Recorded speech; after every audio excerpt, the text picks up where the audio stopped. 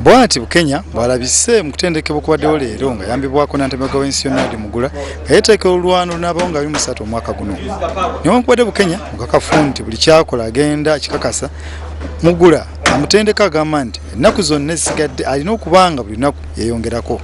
Mugula naye ensangi zino ali mu kweteekera okulwanirira omusipi gwe yawangula omwaka oguyise ng'alina okugulwanirira omwaka guno wanaddiŋŋana n'omulwanyi okuva e Hungary.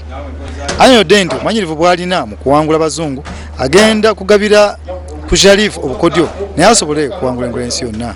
Ebbanga erisigaddeyo Sharifu asobola okukyusaamu ku tutulinizeeko naye olwaleero naye nga tugendagenda tukwatagana mu bbanga lirisigadde abe nga akyusaamu kati ninyimira yokka yeebulamu naye nga amaanyi alina.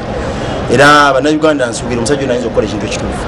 Bukenya agamba nti okufuna omutendeeso omulala kina kimwongeddeko ng'alindira okwambalagana ne Jaco.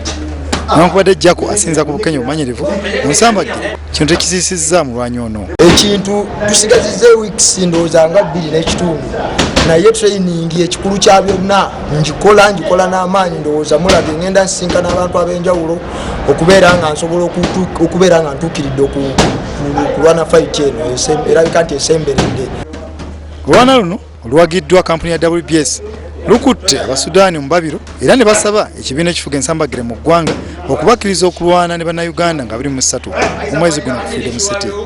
Abasudaani bakulembeddwamu omutendesi Paro Okedo, mulimu James Kuro owakira 75, Nonkol owakira 78 ne Dan Aboyok owakira 70. Munnayuganda omulala agenda okulwana mu Finland mulimu Abu Kikenwa anatunka ne Sefuria Shamil, ate nga bala mulimu Abdulatif Deyongera nga Bubefukane Pineto Mwesigwa. Yesu Manja, WSTV, Kampala.